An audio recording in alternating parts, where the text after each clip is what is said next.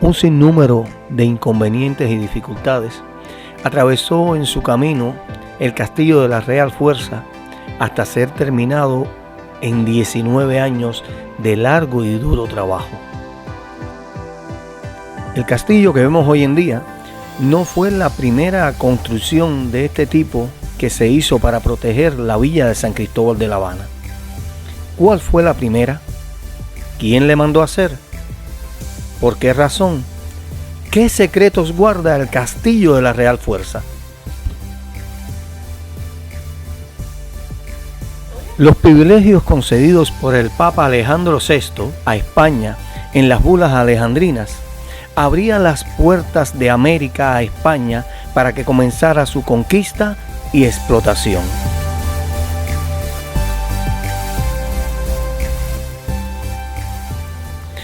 Ante esto, potencias rivales como Francia, Inglaterra y Holanda comienzan a conceder patente de corso a muchos de sus marinos para que interceptaran las naves españolas cargadas de riquezas que venían de América a España o tomaran estas riquezas de las colonias costeras y sus puertos, iniciándose de esta manera, bien temprano en el siglo XVI, la era de la piratería en América, que se caracterizó por el asalto y saqueo de muchas naves y ciudades.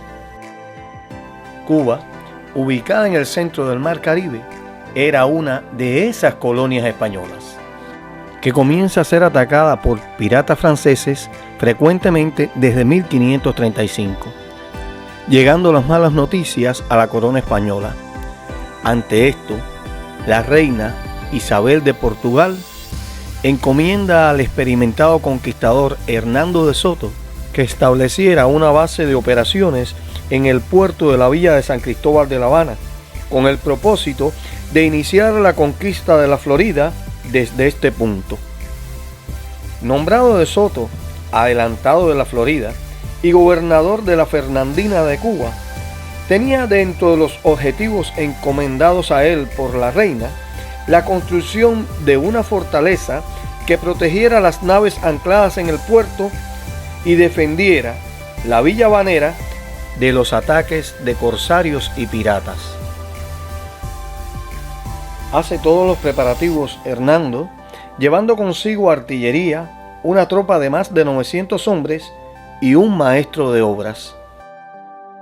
Sale del puerto de Sanlúcar de Barrameda, España, el 6 de abril de 1538, una flota de 11 naves comandadas por el buque insignia San Cristóbal, en el cual iba don Hernando de Soto.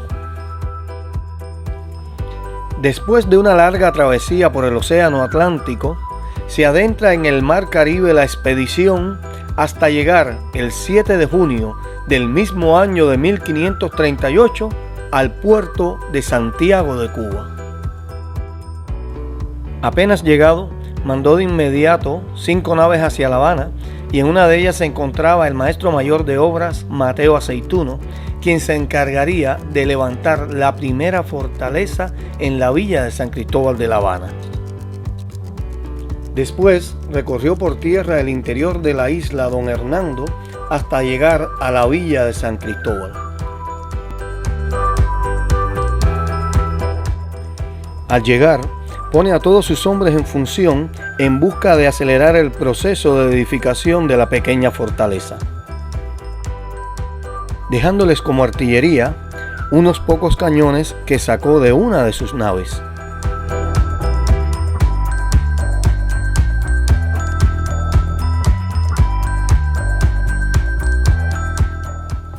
Partió de Cuba de Soto el 19 de mayo de 1539, dejando la vieja fortaleza a medias. Edificación esta que terminará cerca de un año más tarde, en marzo de 1540.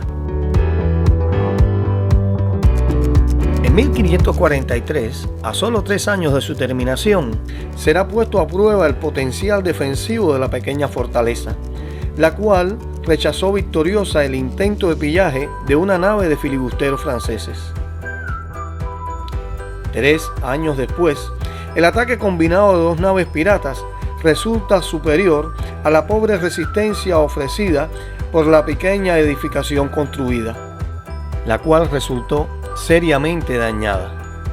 Al final, la villa habanera es saqueada por los agresores. Terminada la agresión, parte de inmediato hacia España el alcalde de la vieja fortaleza, Juan de Lovera, en busca de ayuda financiera para repararla y traer mejores piezas de artillería. En la reparación hecha, toda la explanada fue rodeada de una gruesa empalizada de troncos de árboles y se montaron en su interior puestos de madera donde se ubicaron algunos cañones.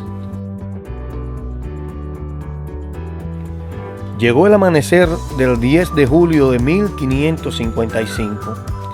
A lo lejos, el centinela de la fortaleza divisa 3 navíos que se acercaban a la entrada de la bahía habanera.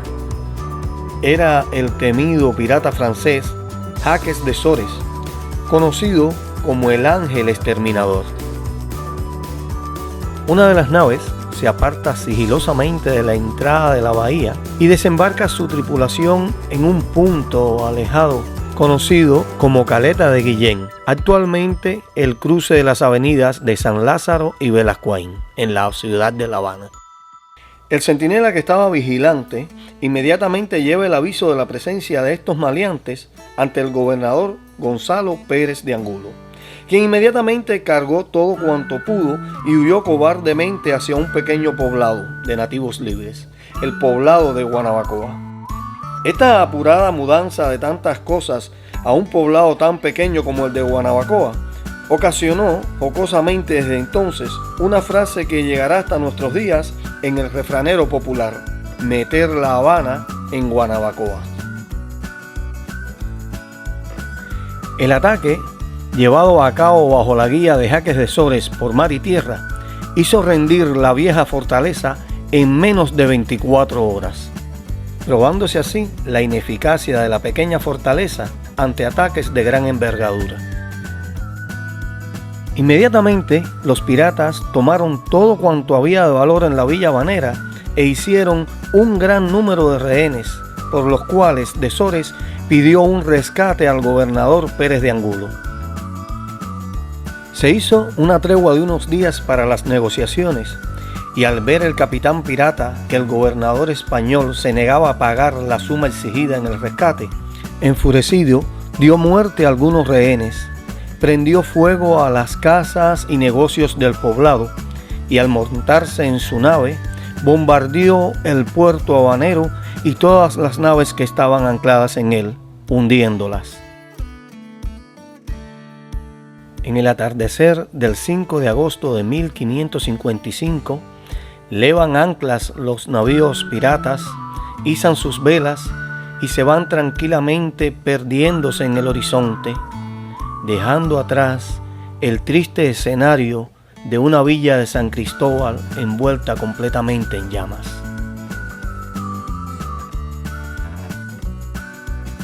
Al llegar las noticias a la corona española de lo acaecido a la villa habanera, la regente Juana de Austria dio instrucciones al virrey de Nueva España, Luis de Velasco, que enviase sin demora hacia San Cristóbal los recursos necesarios para que se construyese en ella una fortaleza capaz de proteger la villa y las naves españolas que descansasen en su puerto. Además, debía escoger un hombre experimentado para que tomase las riendas en la gobernación de la isla.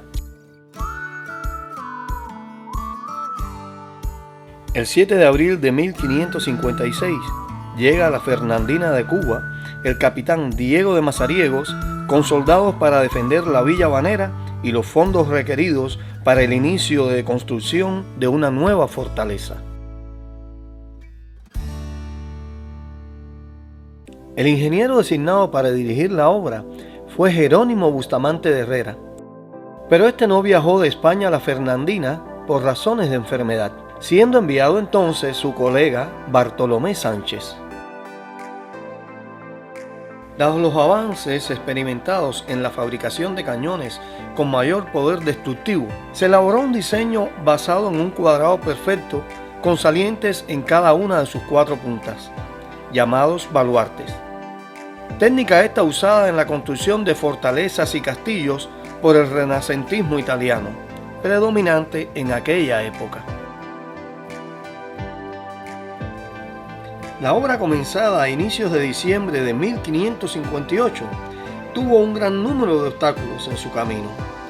Apenas pasados 2 años del comienzo, los desacuerdos entre el ingeniero Sánchez y sus subordinados llevan a la renuncia del ingeniero, reemplazándole el maestro de cantería Francisco Calona.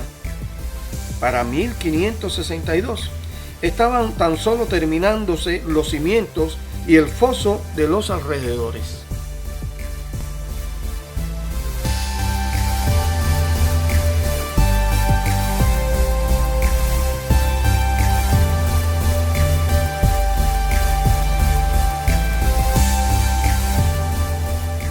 Uno de los secretos que guarda el castillo de la Real Fuerza en su historia es el hecho de que durante su construcción tuviera lugar la primera huelga laboral de la Cuba colonial, cuando trabajadores y soldados que servían en la obra van al paro por adeudo de meses de salario. Tal protesta, sucedida en febrero de 1570, llevó a la renuncia del entonces teniente gobernador Francisco Zayas.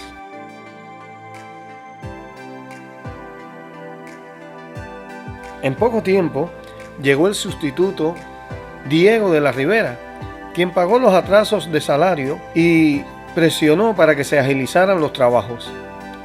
En junio de 1570, de la Rivera dio informe al rey de la obra, donde señaló que estaban en fase de terminación 2 de los 4 baluartes, el baluarte de frente al puerto y el del norte. Terminados estos, a finales de agosto, se trasladan 8 cañones de la semidestruida vieja fortaleza hacia los baluartes terminados del castillo. 6 se ubicaron en el baluarte de frente al puerto y 2 en el baluarte norte, significando esto el final de la vieja fortaleza en sus funciones.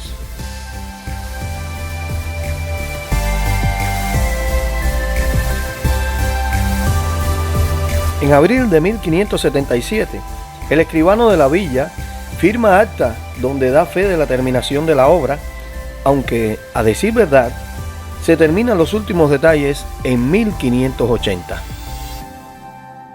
Llegada la primavera de 1579, el gobernador Francisco Carreño, lleno de orgullo, expresa que dicha fortaleza es digna de representar el poder de la corona, consintiendo su majestad el rey en que se labrase en piedra un escudo con las armas reales españolas de la Casa de Austria y se ubicase encima de la puerta principal de entrada. Escultura esta que se ve actualmente desgastada por el transcurso de los siglos.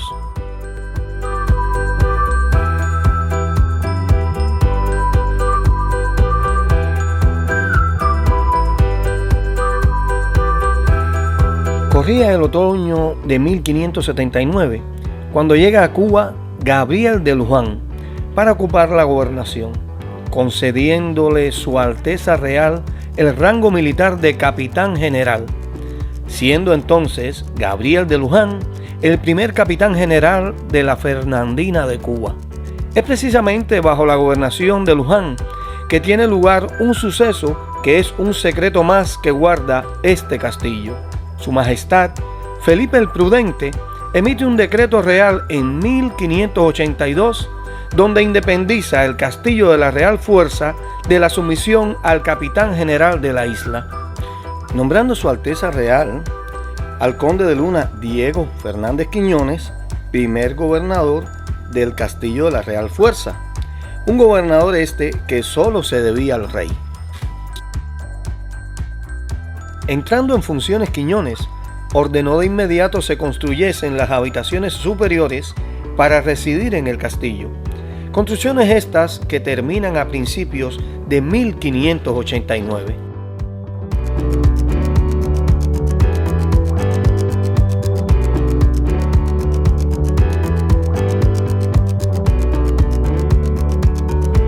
Desde 1588 había entrado a Cuba el jefe de obras Juan de Tejeda, quien con la ayuda de su asistente, el ingeniero militar Juan Bautista Antonelli, hacen un recorrido de la bahía en busca de los mejores puntos costeros para edificar fortalezas que defendieran la entonces Villa de San Cristóbal, escogiendo a la entrada de la bahía un elevado peñón donde se comenzó a levantar a finales de 1589 lo que sería el Castillo de los Tres Reyes Magos del Morro. Frente a este, en el saliente opuesto de la bahía, en un terreno conocido como La Punta, se comenzó a edificar la fortaleza de San Salvador de la Punta en 1590.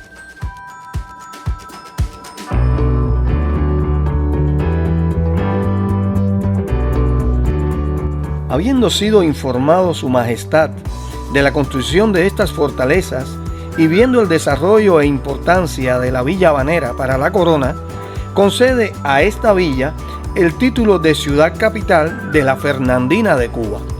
Como ciudad, La Habana portó su escudo de armas. La corona significaba su patrocinio y sumisión a la corona española. Las tres torres reconocían sus tres fortalezas de defensa que eran su escudo defensivo: el Castillo de la Real Fuerza, el Castillo de los Tres Reyes Magos del Morro y la fortaleza de San Salvador de la Punta. El fondo azul, el Mar Caribe, y la llave simbolizaba lo que era Cuba, la llave que abría las puertas de América a la corona española.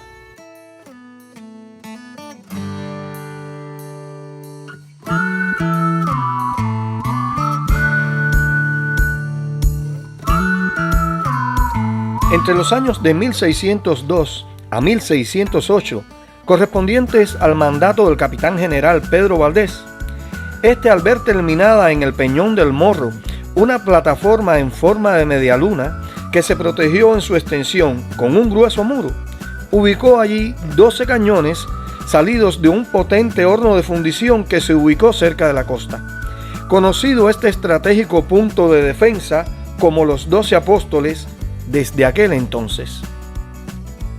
También se acondicionó una explanada protegida en La Punta, donde se ubicaron más cañones, quedando la ciudad defendida por el fuego cruzado de estos dos puntos de defensa.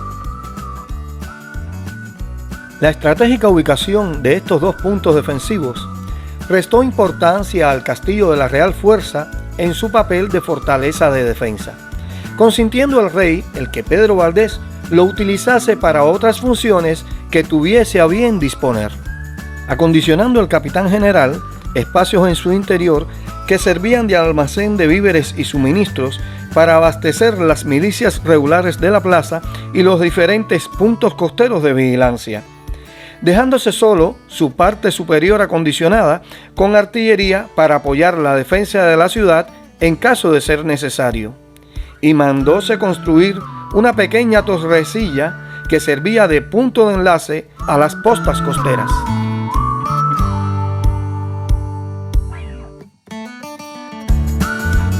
Otro acontecimiento importante a destacar es lo sucedido durante el periodo de 4 años, comprendido de 1630 a 1634, en el que dirigió los asuntos de la isla cubana el capitán general Juan Vitrián de Viamontes y Navarra.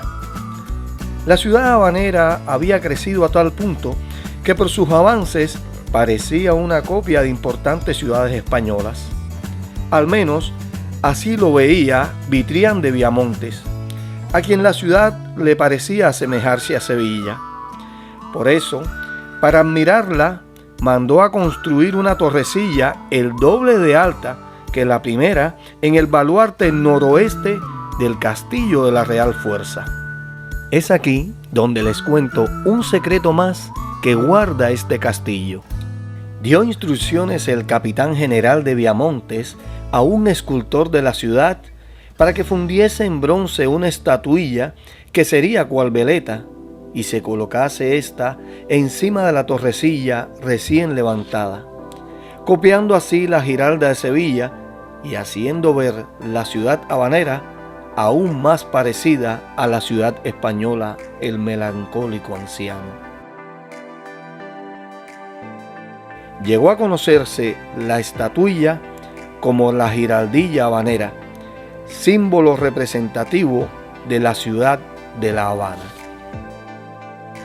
La estatuilla original fue sustituida por una réplica que se puso en su lugar para conservar así la más antigua obra de este tipo en Cuba, exhibiéndose esta en una sala de la planta baja del interior del castillo. A partir de la segunda mitad del siglo XVII, alrededor de 1670, la bahía habanera poseía suficientes fortines, torreones y fortalezas que permitían cierta tranquilidad, y el castillo de la Real Fuerza comenzó a engalanarse como residencia de los capitanes generales. Es precisamente de estos tiempos que datan todas las demás habitaciones y salones que se agregaron a su parte superior, en busca de mejorar su condición para más comodidad. La devolución de autoridad a los capitanes generales sobre el castillo de la Real Fuerza lo confirma el hecho de haber recibido Pedro Valdés desde 1602 instrucciones directas del rey, permitiéndole disponer del castillo a su entender. En lo adelante, Viamonte, en 1632, mandó realizar modificaciones a su gusto. Ya para 1715 se habían terminado todos los comodines apropiados para que sirviera de residencia permanente a los capitanes generales que ocupasen la silla de gobierno de la isla cubana.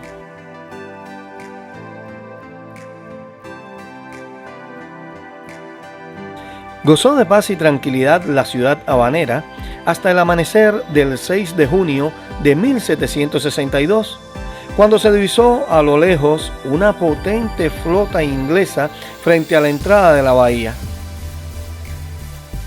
Flota comandada por George Skippel, conde de Albemarle, estando como capitán general de la isla entonces Juan de Prado Portocarrero, quien puso en práctica una desacertada estrategia de defensa. De aquella intensa batalla llega hasta hoy la valentía de Pepe Antonio, de quien hablaré próximamente.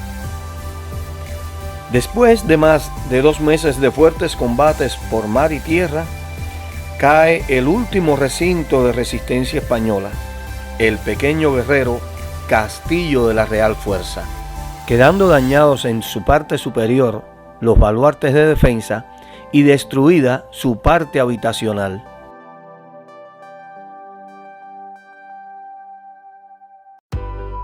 Al final termina capitulando el 12 de agosto de 1762 la ciudad capital de Cuba, San Cristóbal de La Habana. La ciudad queda bajo la gobernación inglesa por unos 11 meses, tiempo en el que España resuelve los asuntos diplomáticamente al ofrecer a Inglaterra en la mesa de negociaciones toda la Florida a cambio de la ciudad habanera. Se marchan los ingleses de La Habana el 6 de julio de 1763, no sin antes bombardear el puerto, destruyendo el astillero y las naves españolas ancladas en este, a las cuales respetaban tanto.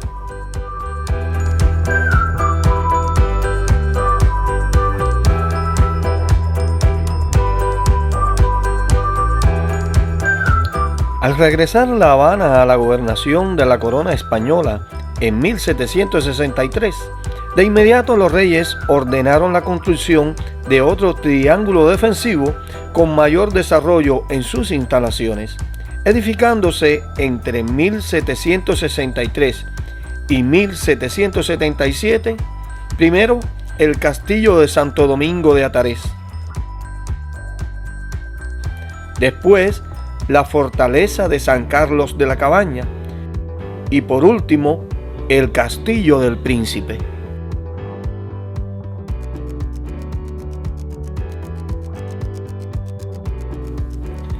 Estas instalaciones más modernas espaciosas y mejor equipadas, desplazaron por completo al castillo de la Real Fuerza en sus funciones defensivas, tanto del puerto como de la ciudad, por lo que comenzó a utilizarse como cuartel de operaciones y estancia para la guardia encargada de la plaza.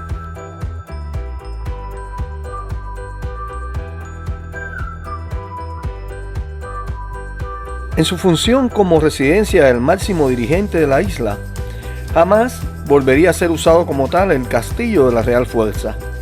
Ni siquiera el gobernador inglés lo utilizó durante su corto mandato en la ciudad, al haber quedado en ruinas las habitaciones en su parte alta exterior. Los capitanes generales que continuaron en la dirección de la isla después de la dominación inglesa se hospedaron en casones temporales hasta ser terminado el exponente máximo de la arquitectura barroca en Cuba, el Palacio de los Capitanes Generales. Para los inicios del siglo XIX, continuó siendo empleado en funciones menores del castillo y pasada la segunda mitad del siglo, alrededor de 1851, es usado como cuartel del recién formado Cuerpo de Voluntarios de la capital.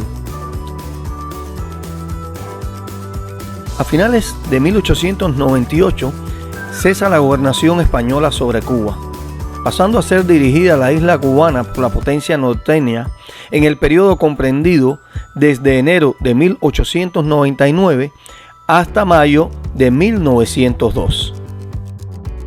Es a comienzos de esta etapa que se trasladó el Archivo Nacional desde el convento de San Francisco de Asís hacia el castillo. Durante la etapa republicana, desempeñó variadas y múltiples funciones. En 1906 pasó a utilizarse como cuartel de la Guardia Rural, instalándose en él la jefatura de este cuerpo en 1909. Para 1916, el Estado Mayor del Ejército ocupó el edificio hasta el año 1934. Es durante este periodo que sucede un accidente, el ciclón de 1926, el cual derribó la giraldilla de su torre y ocasionó algunos daños, realizándose una reparación en él en 1927, donde se derribaron muros que lo conectaban a otros edificios y se limitó el amplio terreno que ocupaba su plaza de ejercicios militares, cercándose con la reja que le vemos hoy en día.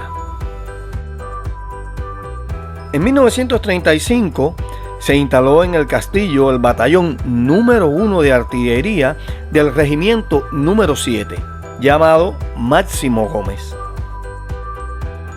A partir de 1938 deja de ser utilizado en funciones militares y se acondicionó con otros objetivos.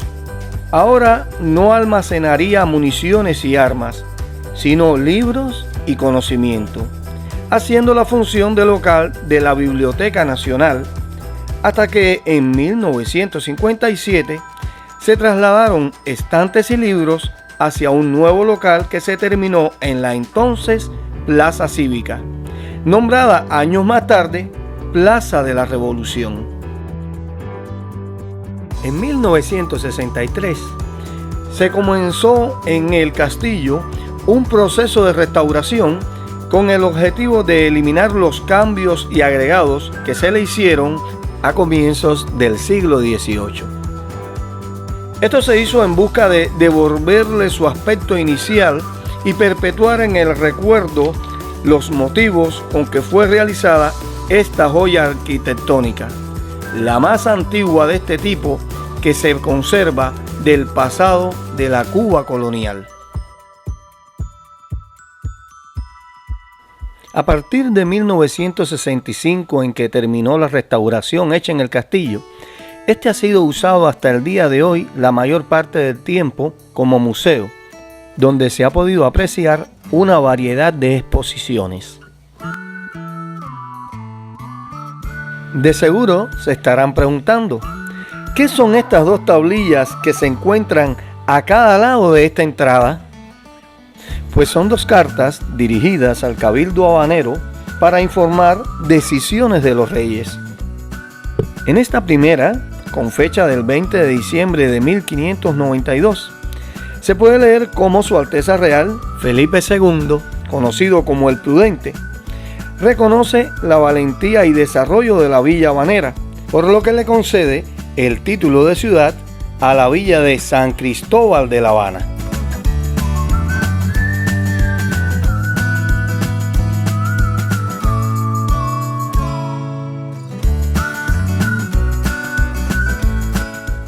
Aquí se muestra una carta de la reina Mariana de Austria, fechada el 30 de noviembre de 1665.